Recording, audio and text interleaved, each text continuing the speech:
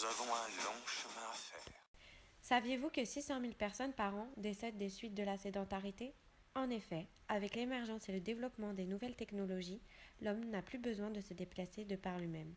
L'Organisation mondiale de la santé s'est rendue compte de ce phénomène et veut prendre les choses en main, préconisant un nombre de pas fixé à 10 000, ce qui constitue selon elle le minimum d'activité requise pour se maintenir en forme, préserver sa santé et maîtriser son poids.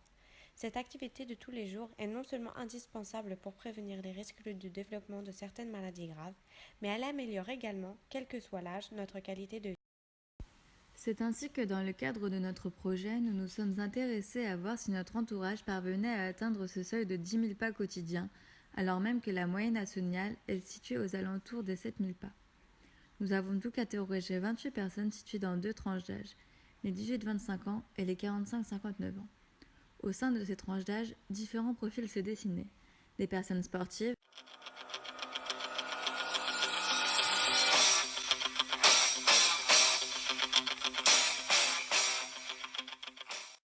ainsi que des personnes qui ne pratiquent pas d'activité physique régulière.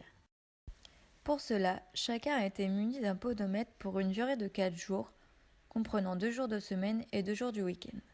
Dès le lever, chaque sujet devait s'équiper de son podomètre préalablement remis à zéro, le conserver dans sa poche ou autour de son cou durant toute sa journée, puis relever le nombre de pas le soir, au moment de se coucher.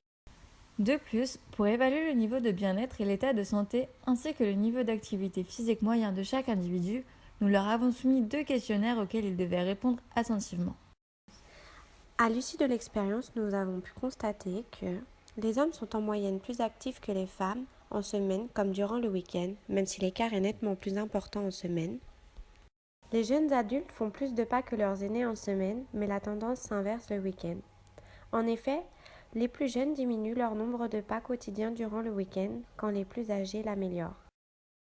Les sportifs marchent plus en semaine, tandis que ceux qui ne pratiquent pas d'activité physique régulière ont tendance à plus marcher durant le week-end.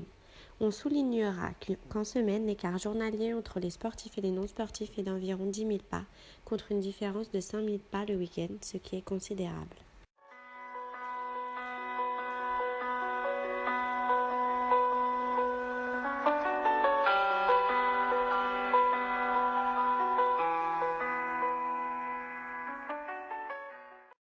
Nous pouvons en conclure que les personnes les plus susceptibles de parvenir à atteindre l'objectif sont les hommes, jeunes et sportifs.